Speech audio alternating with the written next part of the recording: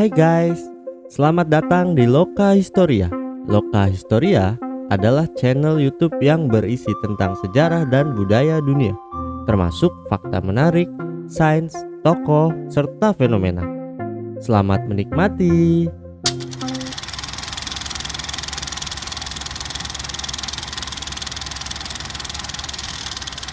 Di balik kemegahan Korea Selatan saat ini yang penuh glamor oleh K-pop dan drakor, ternyata Korea Selatan memiliki catatan pahit dalam perjalanan demokrasinya. Salah satu catatan pahitnya diukir oleh presiden pertama Korea Selatan, yakni Seungman Rhee. Seungman Rhee memimpin Korea Selatan pada Agustus 1948 sampai April 1960. Seungman Rhee lahir pada 26 April 1875 di Haeju, Hwanghae. Bagaimana sepak terjangnya selama memimpin negeri ginseng? Berikut rangkuman Loka Historia.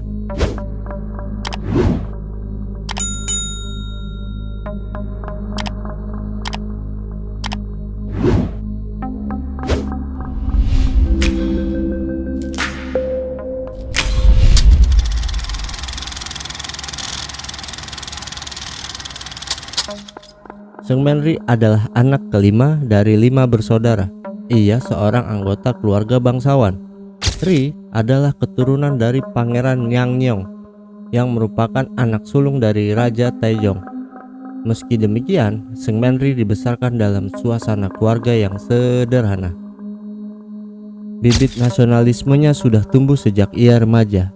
Ia pernah mengenyam pendidikan di Paichai Hakdang yang kemudian membuatnya aktif di Korea dalam perjuangan melawan penjajahan Jepang atas Korea. Seungman Rhee akhirnya ditangkap pada 1897 karena melakukan demonstrasi melawan kolonialisme Jepang. Pada 1904, Seungman Rhee dibebaskan dari penjara. Tak lama berselang, ia segera menuju Amerika untuk melanjutkan studinya.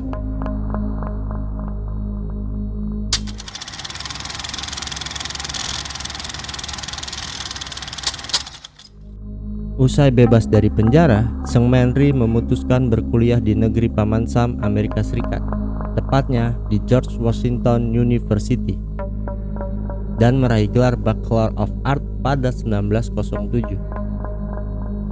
Tak hanya mendapat satu gelar, Seungman Rhee juga berhasil mendapatkan gelar doktor atau PhD dari Princeton University pada 1910. Hal ini menjadikan Rhee sebagai orang Korea pertama yang berhasil menyandang gelar doktor di Amerika Serikat. Kurang lebih selama 30 tahun Seungman Rhee tinggal di Amerika. Selama di sana, Seungman Rhee aktif menjadi juru bicara untuk kemerdekaan Korea. Tapi, semangat juru bicara kemerdekaan tanah airnya ternyata tidak membuahkan hasil karena negara-negara lain tidak peduli dengan nasib Korea pada saat itu.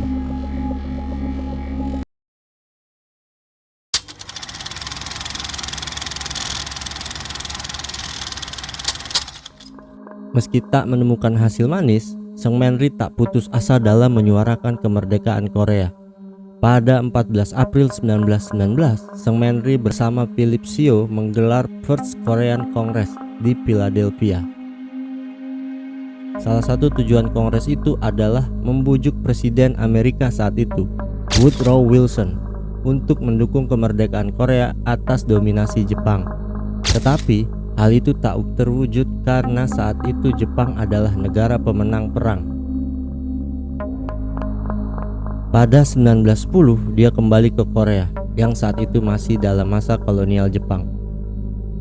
Aktivitas politiknya tak disukai militer Jepang dan ia pergi ke Tiongkok pada tahun 1912. Pada 1919, semua faksi utama pro kemerdekaan membentuk pemerintahan sementara atau pemerintahan provisional di Shanghai, Cina.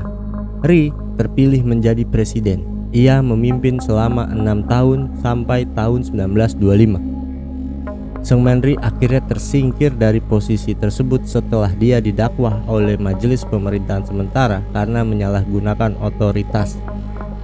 Meski tersingkir, Seungman Rhee tetap aktif mendukung kemerdekaan Korea, seperti menghadiri Washington Naval Conference pada 1921 dan Konferensi Liga Bangsa-Bangsa pada 1933 di Jenewa, Swiss.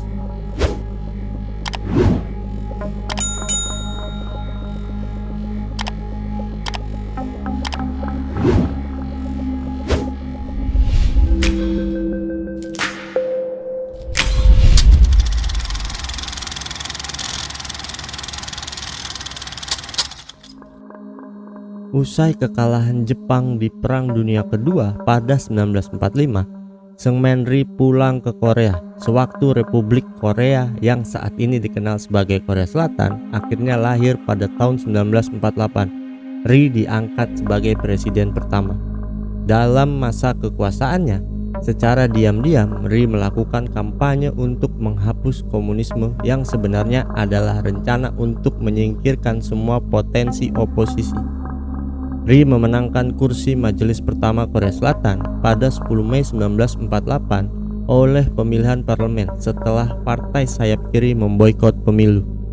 Setelah terpilih sebagai pembicara dari Majelis Konstituante pada 31 Mei, Ri terpilih sebagai presiden pertama Korea Selatan, mengalahkan Kim Ko, presiden terakhir dari pemerintahan sementara, dengan hitungan 182 banding 13 pada tanggal 20 Juli 1948. Meski banyak melakukan manuver politik yang merugikan lawannya, Seungmanri mampu terpilih lagi dalam pemilihan presiden yang berlangsung pada tahun 1952, 1956, dan 1960.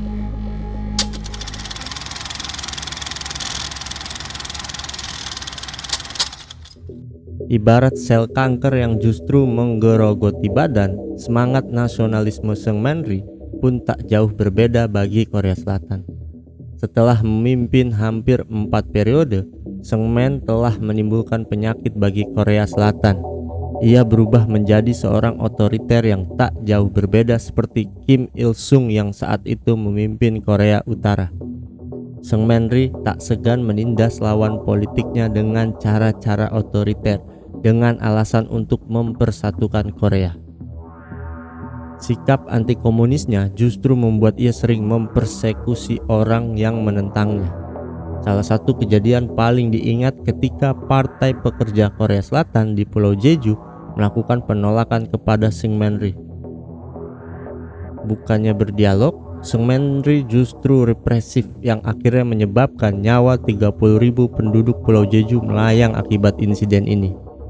Salah satu kontroversi Seungmanri lainnya adalah menolak gencatan senjata dengan Korea Utara pada tahun 1953. Gencatan senjata ini untuk meredam Perang Korea yang meletus pada 25 Juni 1950. Meski Seungmanri ogah menyepakati gencatan senjata, tetapi Cina, Amerika, dan Korea Utara tetap menandatangani kesepakatan gencatan senjata tanpa kehadiran Korea Selatan.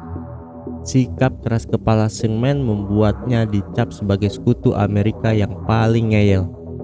Selepas Perang Korea, Seungman juga telah mengubah peraturan presiden yang sebelumnya hanya boleh 2 periode menjadi boleh mengikuti semua pemilu. Selama pemerintahannya, rezim Seungmanri telah menggelapkan lebih dari 20 juta dolar uang negara. Hal ini diungkap Kim Yong-kap, Deputi Keuangan era Seungmanri.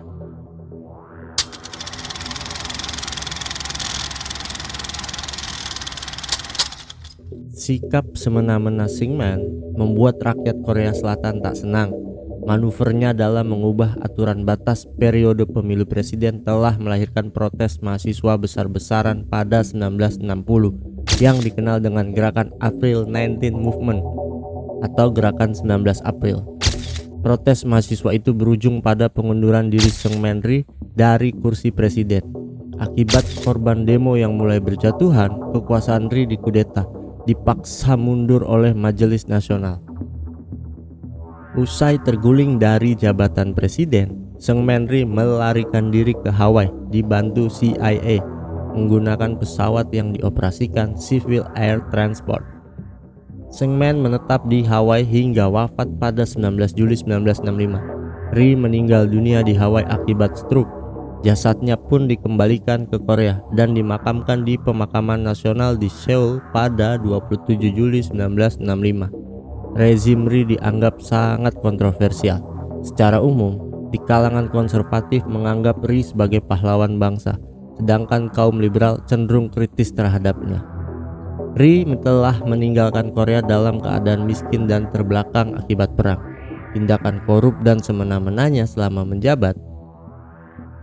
Beruntung, setelah beberapa dekade, Korea Selatan berhasil keluar dari jurang gelap itu. Kini, Korsel menjadi negara makmur dan maju.